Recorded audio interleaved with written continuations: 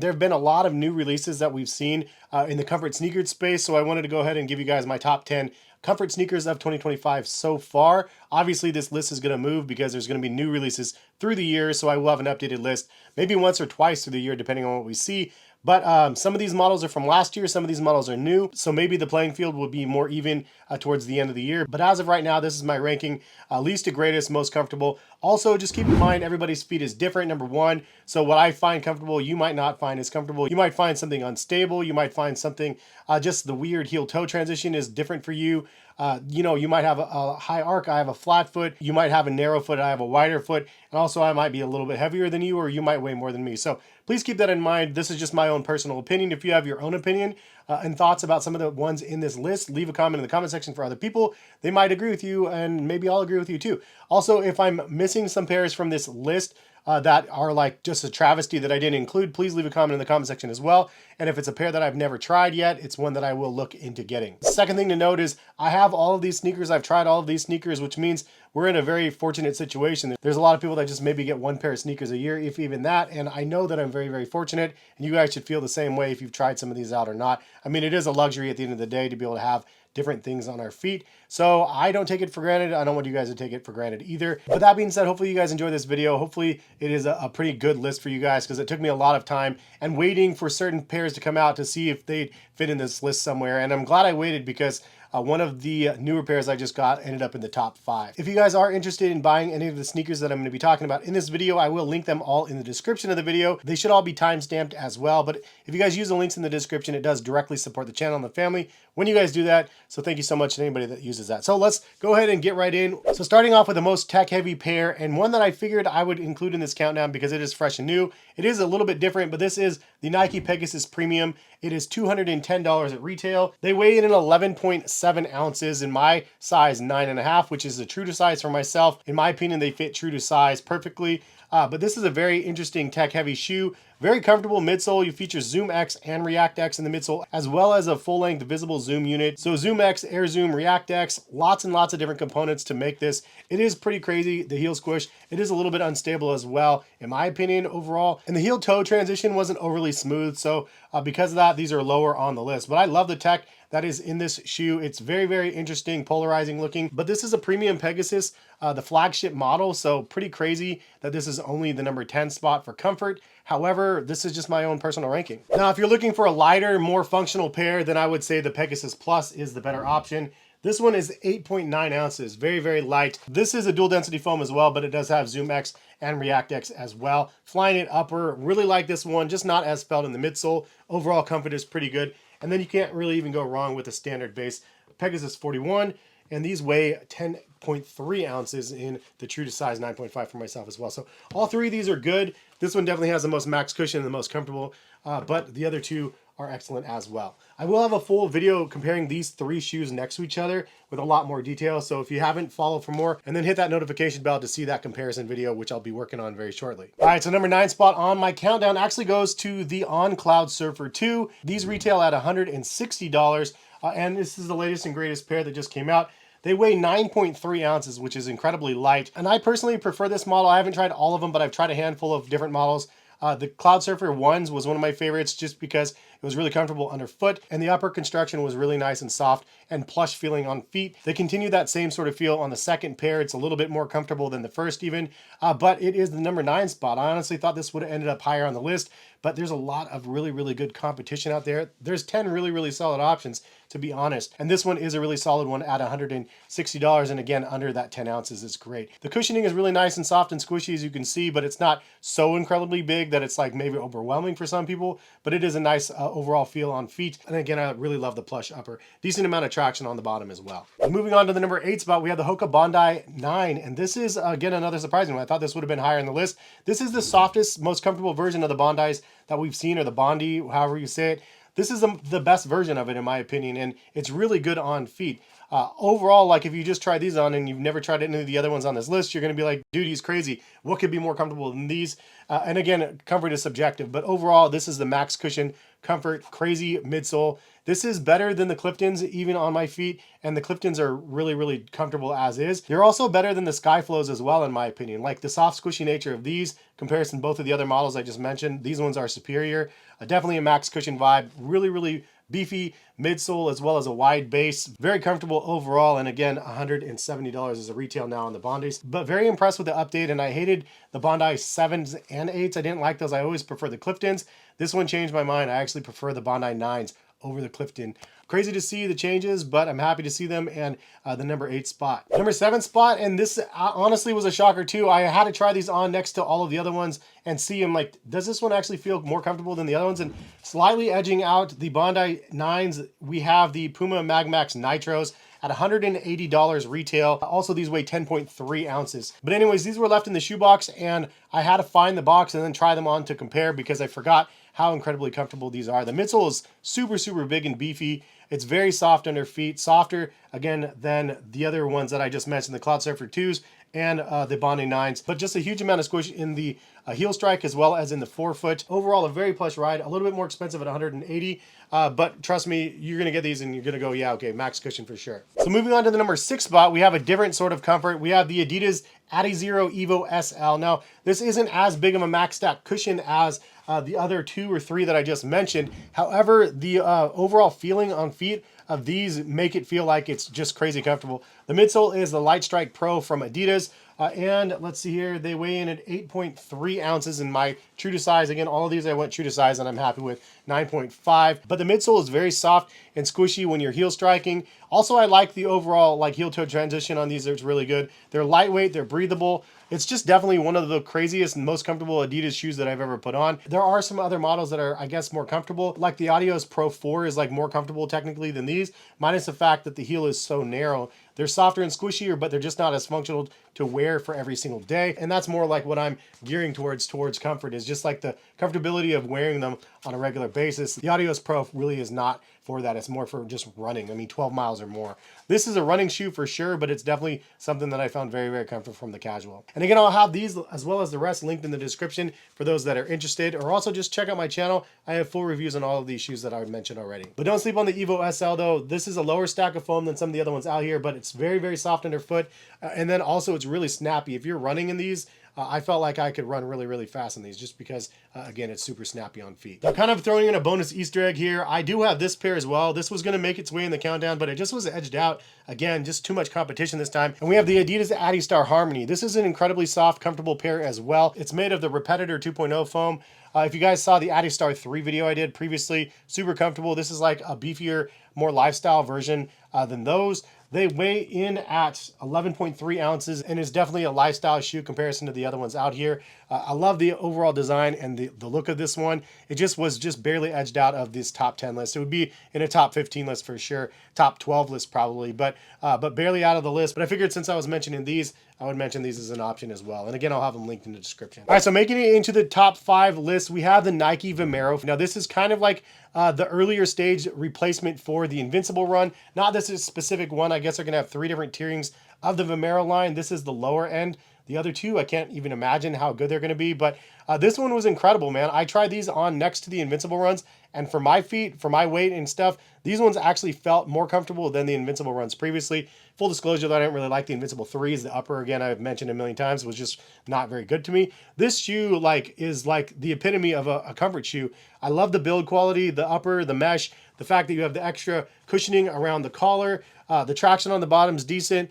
But the overall feel on feet was the perfect fit for me. There's no weird tongue thing going on here. You just slide it on and the overall shape of the shoe was perfect. It didn't feel too chunky. I would say that the Hokas as well as the Pumas feel too chunky when I put them on. This one just felt like a really comfortable pair. Not too exaggerated, which is crazy to say because look at the midsole. It just didn't feel that way on feet. It just felt really comfortable overall. The Nike Vomero 18 retails at $150, weighs 11 ounces, so a little bit on the heavier side, but I really love the construction of this model and definitely a top 5 contender, as I mentioned previously, and here it is. is the number 5 spot for most comfortable sneakers of 2025 thus far. All right, so the number 4 spot is going to go to the New Balance Fresh Foam X 1080 V14. Number 4 spot, right? Like, this is a number 1 contender for years past. Now this is the number 4 spot because we have other things that are just, I guess, technically more comfortable. Now, I will tell you though, if I had one shoe to choose out of all of these on this countdown, it would be this shoe. Even though some of the other ones are more comfortable technically than these, I still find this one better for my feet. The overall heel toe transition is absolutely perfect with the amount of crazy squishiness in this midsole. The upper, just the ease of getting on feet. I can do the no hands test on these, just throw them on with no hands. And this colorway to boot is like just perfect for me. I love this one. But the 1080 V14 is my number 1 choice out of all of these other shoes if I had to choose one just to be able to wear daily. However, there are 3 other options that I think are technically more comfortable than these. These do weigh 10.3 ounces, so just a little bit more than 10 ounces for myself. I'm at 9.5. These fit me true to size, and I did not get a wide version. They do have wide and extra wide versions for those that want them. I didn't need it. I got the standard and I was happy there. But this is an incredible shoe. One of my favorite comfort sneakers in the last 5 years and counting. The evolution of the shoe has been excellent. And the soft squishiness of this Fresh Foam X comparison to the previous version is so much softer in hand and on feet. Like, I mean, I don't know what they're doing to the compound. They're making it just crazy. But this is the number 4 spot for this countdown, but still my favorite one overall. Now, as an alternate, you do have the New Balance Fuel Cell Rebel V4. I would have included this in the countdown also, but I honestly didn't want to have like 6 different pairs of New Balances in the countdown. I was trying to make it fair for you guys and let you guys know there's a bunch of different brands that are bringing really, really awesome stuff. This one in its own right should be a top 10 contender, but again, we have some really great stuff out here otherwise. But I did want to show you and mention the Rebel V4s because I didn't want you guys to be like, dude, how did he forget that shoe? It is here. It's just like I didn't want to include too many things, and the 1080, in my opinion, is more comfortable. So the number 3 spot, most comfortable for myself this year. Pretty crazy because I just got these ones in, but tried them on next to all the other ones, and I was like, okay, like this is definitely right up there with the best of the best. And this is the Asics Gel Nimbus 27. Retail is $165. And they weigh 10.8 ounces. The epitome of a max cushion shoe for sure. And I've tried the Gel Nimbus from the 23, 24, 25, 26, and now we have the 27s, and they definitely build upon the comfort of the Nimbus line. I love the liners. It's probably my favorite liner out of everything out here. The look and feel is excellent. I like that you have a little bit of a pull tab here on the back as well. But the pure gel mixed with the FF Blast Plus, and this midsole is very soft and very plentiful, very wide based. It's not the most attractive looking shoe, but it is really, really good on feet. Now, previous to getting that pair, I was actually going to have this one in the countdown. That's the NovaBlast 5, but the comfort of the Gel Nimbus 27 is just better than this one. This one is incredible though too. The best version of the NovaBlast so far because it has the FF Blast Max in the midsole, which is super soft and squishy. So this one definitely is softer than probably some of the other ones out here, but I didn't want, again, Asics to have like 70 different little spots on the countdown as well. So I wanted to narrow the scope of the countdown, but the NovaBlast 5 is absolutely goated. It's really, really good, and it's right up there with the Fuel Cell Rebel V4. So honestly, both of them are excellent as well. And then I also do have the Superblast 2s out here, which retail at $200, which is just nuts. These are incredibly, incredibly good on feet as well. But softness side by side, like this one's still even softer and just more comfortable overall, technically, I guess, than this one. This one's like their elite racing shoe. Just very, very good, even from casual though. And I'll have a review on these on my channel very soon. But definitely another one that could be a top 10 contender. Anyway, leading us right into the number 2 spot, we have the Brooks Ghost Max. And this is one of the most comfortable shoes I've ever tried on. This is an insane pair, man. It weighs in at 11.1 ounces, and this is a $200 pair at retail, so very expensive. The thing is, the foam in the forefoot and in the heel is just massive. You have this DNA-tuned midsole, which makes it like this dual density sort of craziness. The upper is nothing special. It's an engineered mesh upper, a little bit of a relaxed tongue, nice amount of padding here. The only downside is when I put them on, I usually get this little piece here just pushed down, and I don't like that. And also I wish it was a gusseted tongue. So the upper is not where this thing shines in my mind, but the midsole definitely is, and it's good enough to be in the 2nd spot in my countdown this year because it is really, really comfortable overall. Like, honestly, I wore these to Disney World and I was just blown away by how good they were. I actually came with the 1080 V14s and a pair of the Glycerine Maxes, but I gifted my father-in-law the 1080 V14s at the time because he had like really, really sore feet. So I gave him what was I considered like one of my favorite pairs.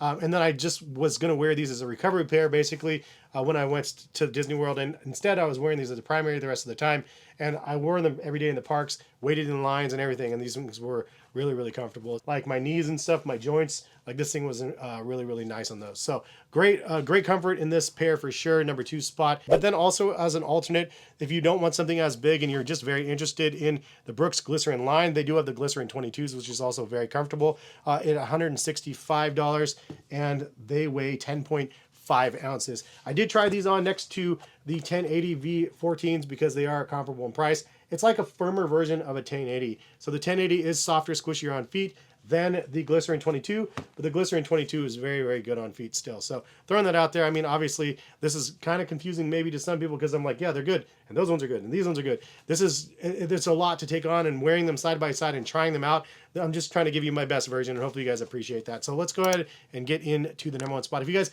like the video, drop a like on the video, and again, if you guys want to buy any of these shoes out here that I've talked about, link in the description. I'll have them all pinpointed down there. All right, so the number 1 spot on my countdown, I had to give it its own separate spot, and that is the New Balance Fresh Foam X More V5. This one still is the king of comfort, in my opinion. I literally tried them on next to every single shoe out here, and I was like, yes, more comfortable, yes, more comfortable, yes, more comfortable. And even next to the Glycerin Maxes, I was like, I still think that these are more comfortable than the rest.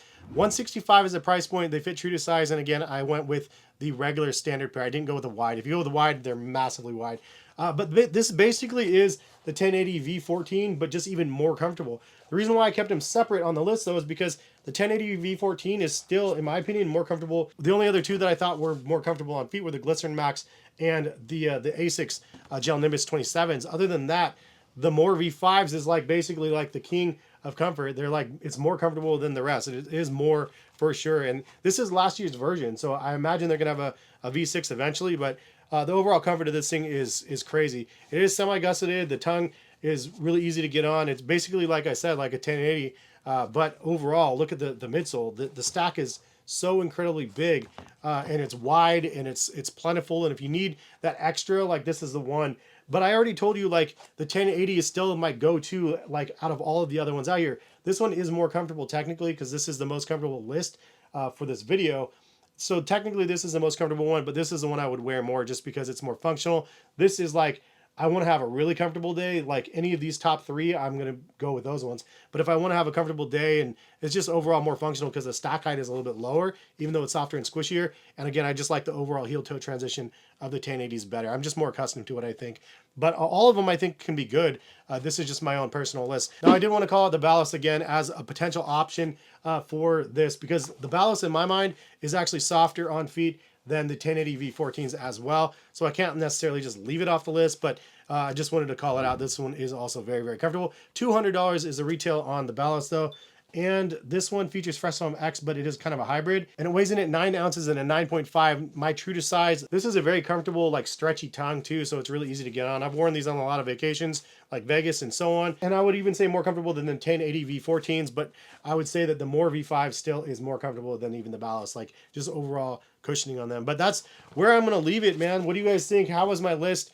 To you guys, I mean, honestly, it was a really hard list to come up with. There's so many comfortable shoes out there. Could have been a top 20 list with all the extra ones that I just showed you. But that's kind of where I'm at. Again, if you guys want a different version of this list, like I said, this is the one that I would wear the most. But you know, I love this one as well. Like, so which ones are my go-tos? Like, I could do that video. I mean, in fact, I'll just tell you right now, my go-to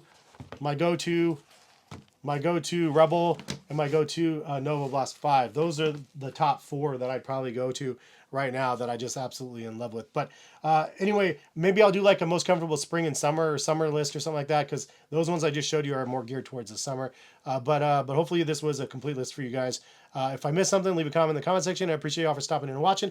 Hopefully see you back for some more videos like these in the future. All right, peace, guys.